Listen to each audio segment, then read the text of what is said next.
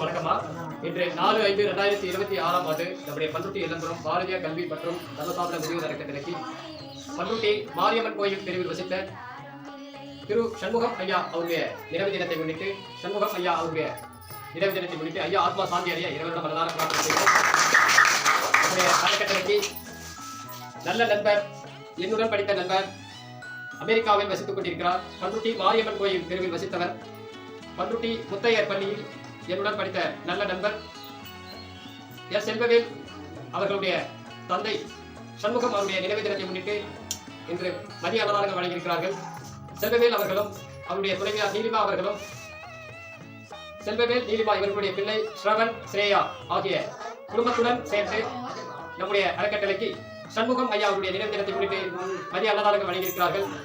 இவர்கள் அனைவருக்கும் மனமார்ந்த நன்றிகளை செல்வவேல் அவர்களும் நீலிமா சகோதரி அவர்களும் ஸ்ரவன் ஸ்ரேயா பிள்ளைகளும் வாழ்க்கையில் மகிழ்ச்சிகளையும் சந்தோஷங்களையும் பெற வேண்டும், கஷ்டங்கள் நீக்கப்பட வேண்டும், துன்பங்கள் நீக்கப்பட வேண்டும், நல்ல வருமானங்களை பெற்று பெரும் செல்வங்களோடு வாழப்பட வேண்டும் என்று இறைவனிடம் மனதார பிரார்த்தனை செய்வோம்.